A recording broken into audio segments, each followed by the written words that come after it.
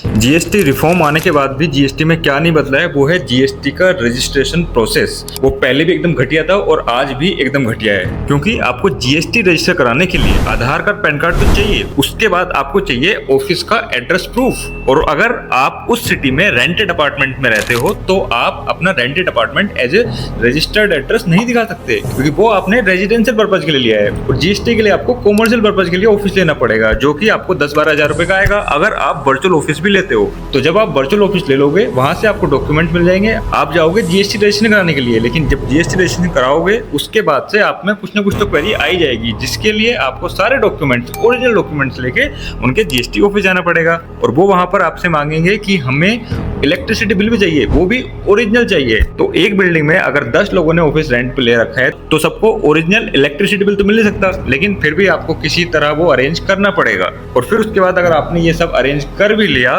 तो उसके बाद से आपको ऑफिसर साहब बताएंगे कि आपने जो पिन कोड डाला था वो पिन कोड हमारे जीएसटी के हिसाब से जो पिन कोड है वो दोनों मिसमैच है। तो आपका एड्रेस जो पिन कोड होता है ट्रेडिशनली उसके हिसाब से उस एड्रेस पे हो सकता है, लेकिन हमारे जो जीएसटी के पिन कोड्स हैं वो अलग काम करते हैं। हमारे उन पिन कोड के हिसाब से वो उसमें आता ही नहीं है। तो आपका जीएसटी रजिस्ट्रेशन गलत बोर्ड में हो गया, तो आपको बोर्ड चेंज कराना पड़ेगा। एंड बोर्ड जब आपको चेंज कराना होगा तो आपको जीएसटी ऑफिसर के पास में जाना होगा कि सर जी, हमने गलत बोर्ड में गलती से अपना जीएसटी रजिस्टर करा लिया, क्योंकि आपका जो पिन कोड है और हमारा जो पिन कोड है वो दोनों मैच नहीं कर रहे हैं, वो दोनों अलग अलग हैं। उनसे आपको रिक्वेस्ट करनी पड़ेगी कि आप उसे प्लीज कैंसिल कर दीजिए, कि हम जिससे हम दोबारा से जीएसटी रजिस्टर कर सकें। और आप ये सारा चीजें करने के बाद फिर जाओगे दोबारा से जीएसटी रजिस्टर कराने के लिए।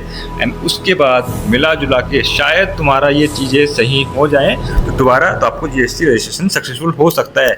बट इन सब में आपका 2-2.5 महीने तो ठुक जाएंगे। तो जीएसटी 1.0 हो या फिर 2.0, लेकिन ई जो बिजनेस वो एकदम बराबर है दोनों।